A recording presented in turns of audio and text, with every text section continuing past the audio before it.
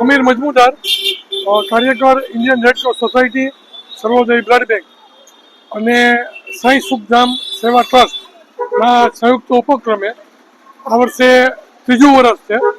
આપણે દરરોજ સવારે 10 થી 1 અહીં પસાર થતા રાહદારીઓ તથા આમ નાગરિકને આપણે ઠંડા છાશની આ એક પરબ ચાલુ કર્યું છે, એક કેન્દ્ર ચાલુ કર્યું છે અને રોજના ઓછામાં ઓછા 600 થી 700 લોકો એનો લાભ લે છે.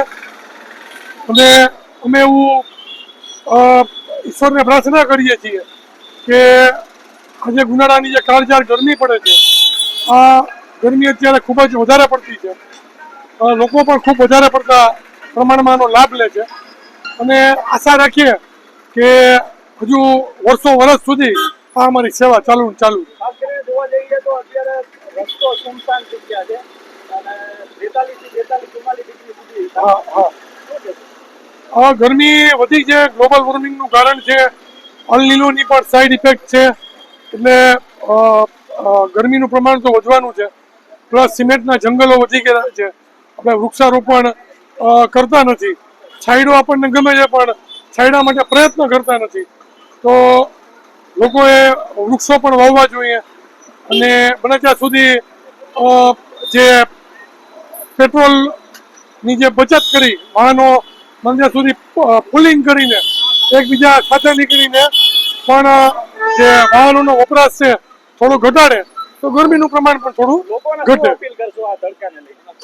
લોકોએ પોતાના શરીરનું સ્વાસ્થ્યનું જાળવણી કરવી જોઈએ, ટોપી પહેરવી જોઈએ, નિયમિત અંતરે પાણી પીવું જોઈએ, ઠંડા પીણા પીતું રહેવું જોઈએ, છાશ છે, ઠંડુ પાણી છે અને બને ત્યાં સુધી તડકામાં કામ સિવાય વયોવૃદ્ધ લોકોએ તથા જે લોકો ડાયાબિટીસ, બીપી એ લોકો કોઈ બીમાર હોય તો એ લોકોએ બહાર ન નીકળવું જોઈએ.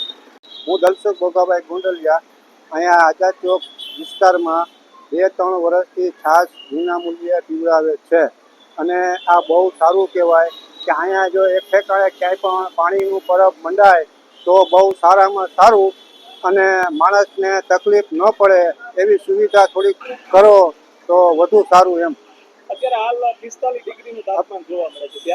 અત્યારે હાલ 45 ડિગ્રી જોવા મળે છે અને પબ્લિક આમ જનતા છાશ પીવામાં મશગુલ અને સારામાં સારી વ્યવસ્થા આપે છે અને સુવિધા પણ સારી આપે છે અને આ ભાઈઓ લોકોની આભાર માનવો જોઈએ કે આપણે આ છાશ અત્યારે 2 થી 3 વર્ષથી પીવડાવે છે, એનો લાભ લેવા આમ જનતાને આપે જ છે એમ અને સારી સુવિધા આપે છે અને કોઈ વર્તન ખરાબ કરતા નથી, વર્તન સારું કરે છે.